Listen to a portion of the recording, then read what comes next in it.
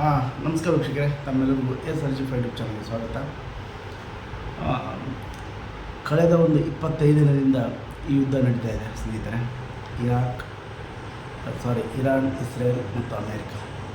Israel America ಎರಡೂ ಜಂಟಿಯಾಗಿ Iran ಮೇಲೆ ದಾಳಿ ಮಾಡ್ತಾರೆ.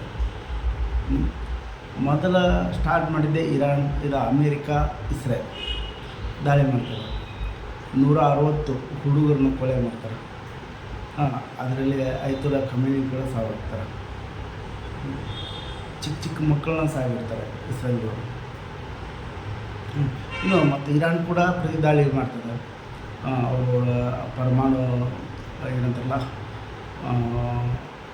ಪರಮಾಣು ಘಟಕಗಳ ಮೇಲೆ ಕೂಡ ದಾಳಿ ಮಾಡ್ತದೆ ಇರಾನ್ ಕೂಡ. ಅವರು ಕೂಡ ದಾಳಿ ಮಾಡಿದ್ದಾರೆ. ಇದರಿಂದ ಯುದ್ಧದಿಂದ ಯಾರು ಜಯ ಆಗ್ತಾರೋ ಬಿಡ್ತಾರೋ ಗೊತ್ತಿಲ್ಲ, ಆದರೆ ಎಲ್ಲರಿಗೆ ಇದರಿಂದ ತುಂಬ ಲಾಸ್ ಆಗ್ತದೆ. ಅಮೇರಿಕ ಇಸ್ರೇಲ್ಗೆ ಇದೊಂದು ಪ್ರತಿಷ್ಠಿತೆಯ ಯುದ್ಧ ಇದು. ಆದರೆ ಇರಾನ್ಗೆ ತಮ್ಮ ಅಸ್ತಿತ್ವವನ್ನು ಉಳಿಸ್ಕೊಳ್ಳೋ ಒಂದು ಯುದ್ಧ, ತಮ್ಮ ದೇಶವನ್ನು ತಮ್ಮ ಅಸ್ತಿತ್ವವನ್ನು ಉಳಿಸ್ಕೊಳ್ಳೋ ಒಂದು ಯುದ್ಧ ಇದು. ಇಸ್ರೇಲ್ ಅಮೇರಿಕ ತಮ್ಮ ಪ್ರತಿಷ್ಠತೆ, ತಮ್ಮ ಪ್ರೆಸ್ಟೀಜ್ಗೋಸ್ಕರ ಮಾಡ್ತದೆ ಇರುವಂಥ ಯುದ್ಧ ಇದು. ಇದರಿಂದ ಇವೆರಡರಿಂದ ಎಲ್ಲರೂ, ನಮ್ಮ ಇಡೀ ವಿಶ್ವನೇ ತುಂಬ ಕಳ್ಕೊಳ್ತಾರೆ. ನೋಡಿ, ನಾನು ಇವಾಗ ಒಂದು ವಿಡಿಯೋ ನೋಡಿದೆ. ಇರಾನ್ನ ಅಲ್ಲಿ ಸಾವು ನೋವು ತುಂಬ ಆಗಿದ್ದಾವೆ. ಜನಸಾಮಾನ್ಯರ ಸ್ಥಿತಿ ತುಂಬ ಅಂದರೆ ತುಂಬ ಕಷ್ಟಕರವಾಗಿದೆ. ಅಂಥದ್ರಲ್ಲಿ ಕಾಶ್ಮೀರದ ಜನತೆ ಕೆಲವೊಬ್ಬರು ಕಾರ್ ಮಾರಿಬಿಟ್ಟು ದುಡ್ಡು ಕೊಡ್ತಾಯಿದ್ದಾರೆ. ಅವರಿಗೆ ತಮ್ಮ ಕಾರನ್ನು ಮಾರಿ ದುಡ್ಡು ಕೊಡ್ತಾಯಿದ್ದಾರೆ.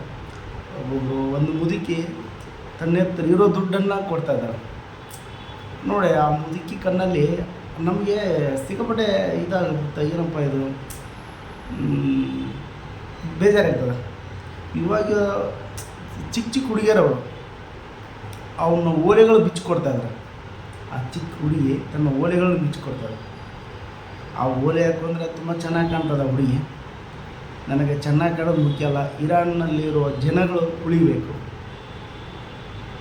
ಅವನ ದೇಶದ ಆ ಓಲೆಗಳನ್ನು ಬಿಚ್ಚಿಕೊಡ್ತಾರೆ ಅವರಿಗೆ. ಎಷ್ಟೋ ಜನ ದುಡ್ಡುಗಳು ಕೊಡ್ತಾಯಿದ್ದಾರೆ ಇರಾನ್ ಜನತೆ. ಈ ಯುದ್ಧ ಇದೆಯಲ್ಲ ಸ್ನೇಹಿತರೆ, ಇರಾನ್ ಗೆಲ್ಲಲೇಬೇಕು. ಇದು ಇರಾನ್ ತನ್ನ ಅಸ್ತಿತ್ವವನ್ನು ಕಾಪಾಡೋದಕ್ಕೋಸ್ಕರ ಮಾಡುವಂಥ ಯುದ್ಧ ಇದು. ಅಮೇರಿಕ ಇಸ್ರೇಲ್ ತನ್ನ ಪ್ರೆಸ್ಟೀಜ್ಗೋಸ್ಕರ, ತನ್ನ ಡಾಲರನ್ನು ಮೌಲ್ಯವನ್ನು ಕಾಪಾಡೋದಕ್ಕೋಸ್ಕರ ಮಾಡುವಂಥ ಯುದ್ಧ ಇದು. ವ್ಯತ್ಯಾಸ ಇಷ್ಟೇ, ಅದು ತನ್ನ ಡಾಲರ್ ಮೌಲ್ಯವನ್ನು ಕಾಪಾಡೋದಕ್ಕೋಸ್ಕರ, ಇದು ಇರಾನ್ ತನ್ನ ಅಸ್ತಿತ್ವವನ್ನು ಕಾಪಾಡೋದಕ್ಕೋಸ್ಕರ ಯುದ್ಧ ಮಾಡ್ತದೆ. ಈ ಯುದ್ಧದಿಂದ ಪ್ರಪಂಚಕ್ಕೆಲ್ಲ ತುಂಬ ಲಾಸ್ ಆಗ್ತದೆ. ಇದೆಲ್ಲದರ ನಡುವೆ ಡೊನಾಲ್ಡ್ ಟ್ರಂಪ್ ಅವರು ಮೊನ್ನೆ ಒಂದು ಟ್ವೀಟ್ ಮಾಡ್ತಾರೆ. ತಮ್ಮ ಎಕ್ಸ್ ಖಾತೆ ಮುಖಾಂತರ ಒಂದು ಟ್ವೀಟ್ ಮಾಡ್ತಾರೆ. ಏನಪ್ಪ ಅಂತಂದರೆ, ನಾನು 48 ಗಂಟೆ ಟೈಮ್ ಕೊಡ್ತಾಯಿದ್ದೀನಿ ಇರಾನ್ ಜನತೆಗೆ. ಅಲ್ಲಿ 48 ಗಂಟೆ ಒಳಗಡೆ ನೀವು ಹಾರ್ಮೋನ್ ಜಲಸಂಧಿಯನ್ನು ಓಪನ್ ಮಾಡಬೇಕು, ಇಲ್ಲ ಅಂದರೆ ನಾನು ದಾಳಿ ತುಂಬ ಘನಘೋರವಾಗಿರ್ತದೆ ಅಂತ ಹೇಳಿದರು ಅವರು. ಅದಕ್ಕೂ ಕೂಡ ಇರಾನ್ ಜನತೆ ಅವ್ರ ಮಾತನ್ನು ಕೇಳಿಲ್ಲ, ಅವ್ರ ಮಾತಿಗೆ ಕಿವಿಗೊಳ್ಳಿಲ್ಲ.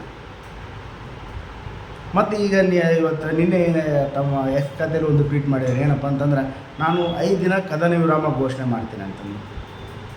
5 ದಿನ ಕದನ ವಿರಾಮ ಯಾಕೆ ಘೋಷಣೆ ಮಾಡ್ತಿದ್ರು ಗೊತ್ತಾಗ್ತಾ ಇಲ್ಲ. ಯಾಕಂದರೆ ಹಿಂದೆ ಸರಿದ್ಬಿಟ್ಟು ಮತ್ತೆ ಯುದ್ಧ ಮಾಡ್ಬೋದೇನು ಆ ಒಂದು ಸೂಚನೆ ಕೂಡ ಕಾಣ್ತಾ ಇದೆ ಡೊನಾಲ್ಡ್ ಟ್ರಂಪ್ ಅವರು ಕೂಡ. ಏನಾಗುತ್ತೋ ಅವ್ರು ಏನು ಮಾಡ್ತಾರೆ ಗೊತ್ತಿಲ್ಲ. ಯಾಕಂದರೆ ಇವಾಗಿನ ವ್ಯಕ್ತಿ ಇವಾಗಿನ ಒಂದು ತಾಸ್ನಾಗ ಇರೋ ವ್ಯಕ್ತಿ ಮತ್ತು ಇನ್ನೊಂದು ತಾಸ್ನಾಗ ಇರೋಲ್ಲ. ಇವಾಗ ಏನು ಮಾತಾಡ್ತಾರೆ ಇನ್ನೊಂದು ತಾಸ್ನಾಗ ಮಾತಾಡೋಲ್ಲ ಅವನು ಅಂತ ಡೊನಾಲ್ಡ್ ಟ್ರಂಪ್ ಅವರು. ಇಂಥ ವ್ಯಕ್ತಿ ಅವರು ಹೆಂಗೆ ಮಾತಾಡ್ತಾನೋ ಗೊತ್ತಿಲ್ಲ. ನೋಡೋಣ. ಇರಾನ್ ಅಧಿಕಾರಿಗಳು ಕೂಡ ಹೇಳ್ತಾಯಿದ್ದಾರೆ 5 ದಿನ ಕದನ ವಿರಾಮ ಘೋಷಣೆ ಮಾಡಿದ್ರಲ್ಲ, ಇವರು ಯಾರ ಅಧಿಕಾರಿಗಳ ಜೊತೆ ಕದನ ವಿರಾಮ ಮಾತಾಡ್ತಾರೆ ಅಂತ ಅವರು ಕೂಡ ತುಂಬ ಸ್ಪಷ್ಟವಾಗಿ ಕೂಡ ರವಾನೆ ಮಾಡ್ತಾಯಿದ್ದಾರೆ. ಇದರೆಲ್ಲರ ನಡುವೆ ಕೂಡ ಟ್ರಂಪ್ ಅವರು ತಮ್ಮ ಎಕ್ಸ್ ಖಾತೆಯಲ್ಲಿ ಘೋಷಣೆ ಮಾಡಿದರು, ನಾನು 5 ದಿನ ಕದನ ವಿರಾಮ ಮಾಡ್ತೀನಿ ಅಂತಂದು. ಆದರೂ ಕೂಡ ಅಲ್ಲಿ ಇಸ್ರೇಲ್ ಅವರು ದಾಳಿ ಮಾಡ್ತಾಯಿದ್ದಾರೆ. ಈ ಯುದ್ಧ ನಿಲ್ಲುತ್ತೋ ಬಿಡುತ್ತೋ ಗೊತ್ತಿಲ್ಲ ಸ್ನೇಹಿತರೆ. ಯುದ್ಧ ಇನ್ನೂ ಮುಂದೆ ಸಾಗಬಹುದು ಅನ್ನಿಸ್ತಾ ಇದೆ ನನಗೆ. ಯಾಕಂದರೆ ತುಂಬ ಸಾವು ನೋವು ಆಗ್ತದೆ. ಇದರಲ್ಲಿ ನಡುವೆ ಮತ್ತೇನಪ್ಪ ಅಂತಂದ್ರೆ ಇಸ್ರೇಲ್ ಜನತೆ ಕೂಡ ಇರಾನ್ ಅವ್ರಿಗೆ ಒಂದು ಹೇಳಿದ್ದಾರೆ. ಏನಂತಂದ್ರೆ ಅವ್ರ ಹೆಸರು ಏನಪ್ಪ ಅಂತಂದ್ರೆ ಯಹೂದ್ ಬಾರಾಕ್ ಅಂತಂದು, ಅವರು ಮಾಜಿ ಪ್ರಧಾನಿ. ಅವ್ರು ಏನು ಹೇಳ್ತಾರೆ ಅಂತಂದ್ರೆ, ನಾವು ಹಾರ್ಮೋಜ್ ಜಲಸಂಧಿಯನ್ನು ತೆರೆಯಲು ಸಾಧ್ಯವಿಲ್ಲ ಅಥವಾ ಇರಾನ್ನ ಪರಮಾಣು ಮತ್ತು ಕ್ಷಿಪಣಿ ಸಾಮರ್ಥ್ಯಗಳನ್ನು ನಾಶ ಮಾಡಲು ಸಾಧ್ಯವಿಲ್ಲ. ಆದ್ದರಿಂದ ನಮಗೆ ಹೆಚ್ಚು ಸುಳ್ಳು ಹೇಳಬೇಡಿ ಅಂತಂದು ಬೆಂಜಮಿನ್ ನೆತನ್ಯಾಹುಗೆ ಹೇಳಿದ್ದಾರೆ ಇವರು ಟ್ವೀಟ್ ಮುಖಾಂತರ. ಮಾಜಿ ಪ್ರಧಾನಿಯವರು ಯಾರಪ್ಪ ಅಂತಂದ್ರೆ ಯಹೂದ್ ಬಾರಾಕ್ ಅಂತಂದು ಅವರು ಕೂಡ ಹೇಳಿದ್ದಾರೆ. ನೋಡೋಣ ಇನ್ನೂ ಏನಾಗುತ್ತೋ. ಅವರು ಕೂಡ ನೆತನ್ಯಾಹು ಕೂಡ ಟ್ವೀಟ್ ಮಾಡಿದ್ದಾರೆ, ಇಷ್ಟೆಲ್ಲ ಸುಳ್ಳು ಹೇಳಕ್ಕೆ ಹೋಗ್ಬಿಟ್ರೆ ನೀವು, ಯಾಕಂದರೆ ಹಾರ್ಮೋಜ್ ಜಲಸಂಧಿಯನ್ನು ನಮ್ಮ ಹತ್ರ ಓಪನ್ ಮಾಡೋಕ್ಕಾಗಲ್ಲ, ಮತ್ತು ನೀವು ಇರಾನ್ ಕ್ಷಿಪಣಿಗಳನ್ನು ತಡೆಯುವ ಶಕ್ತಿ ನಿಮ್ಮಲ್ಲಿಲ್ಲ. ಯಾಕಂದ್ರೆ ಇಸ್ರೇಲ್ನರು ಇಂಟರ್ಸೆಪ್ಟರ್ ಎಲ್ಲ ಖಾಲಿಯಾಗಿದ್ದಾವೆ. ವರದಿ ಮುಖಾಂತರ ಗೊತ್ತಾಗ್ತದೆ ಇಂಟರ್ಸೆಪ್ಟರ್ ಎಲ್ಲ ಖಾಲಿಯಾಗಿದ್ದಾವೆ. ಮುಂದೆ ನೋಡೋಣ ಇನ್ನು ಏನಾಗುತ್ತೋ ಗೊತ್ತಿಲ್ಲ. ಆದರೆ ಒಂದೊಂದು ಸತ್ಯ ಸ್ನೇಹಿತರೆ, ಇದರೆಲ್ಲರ ನಡುವೆ ಯುದ್ಧಗಳ ನಡುವೆ ನಮ್ಮ ಕಾಶ್ಮೀರಿ ಜನತೆಗೆ ಒಂದು ಸೆಲ್ಯೂಟ್ ಹೊಡಿಬೇಕು. ಯಾಕಂದರೆ ತಮ್ಮಲ್ಲಿರುವ ಒಂದೊಂದು ರೂಪಾಯಿ ಆಯಿತು, ತಮ್ಮ ಕೂಡಿಟ್ಟ ದುಡ್ಡುಗಳನ್ನಾಯಿತು ಎಲ್ಲ ತಮ್ಮಂದವರು ಇರಾನ್ ಜನತೆಗೆ ಹೋಲಿ ಅಂತಂದು ಶೇರ್ ಮಾಡ್ತಾಯಿದ್ದಾರೆ. ತಮ್ಮ ದುಡ್ಡು ಮತ್ತು ಚಿಕ್ಕ ಚಿಕ್ಕ ಹುಡುಗರು ಕಿವಿಗಳನ್ನು ಬಿಚ್ಚಿಕೊಡ್ತಾಯಿದ್ದಾರೆ. ಅವ್ರಿಗೊಂದು ಹ್ಯಾಟ್ಸಪ್ ಸ್ನೇಹಿತರೆ. ನಾವು ಕೂಡ ಅವನ ಅನುಕೂಲ ಆಯ್ತಪ್ಪ ಅಂದ್ರೆ ಅವ್ರಿಗೆ ಕಳ್ಸೋಣ, ಎಷ್ಟಾಗುತ್ತೆ ನಮ್ಮ ಕಡೆ ಸಾಧ್ಯ ಆಗುತ್ತೆ ಅಷ್ಟು ಕಳ್ಸೋಣ.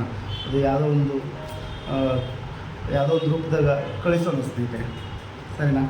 ಮತ್ತು ನಮ್ಮ ಇರಾನ್ ಒಂದು ಮಿಲಿಟ್ರಿ ಶಕ್ತಿ ಇದೆಯಲ್ಲ ತುಂಬ ಚೆನ್ನಾಗಿದೆ, ಹೋರಾಡ್ತಾ ಇದ್ದಾರೆ. ಮುಂದೆ ಏನಾಗುತ್ತೋ ನೋಡೋಣ ಸ್ನೇಹಿತರೆ, ಸರಿನಾ? ಮತ್ತು ಈ ಒಂದು ನಮ್ಮ ಕಾಶ್ಮೀರಿ ಜನತೆ ಅವರಿಗೆ ತುಂಬ ಸಹಾಯ ಮಾಡ್ತಾಯಿದ್ದಾರೆ. ಈ ಒಂದು ಅನಿಸಿಕೆ ಅವರು ಒಂದು ಸಹಾಯ ಮಾಡ್ತಾಯಿದ್ರಲ್ಲ, ಅದನ್ನು ಅವರ ಒಂದು ಸಹಾಯನ ನಿಮ್ಮ ಅನಿಸಿಕೆ ಕಮೆಂಟ್ ತಿಳಿಸಿ. ಮತ್ತೆ ಮುಂದಿರೋ ವಿಷಯನ ಎಲ್ಲರಿಗೂ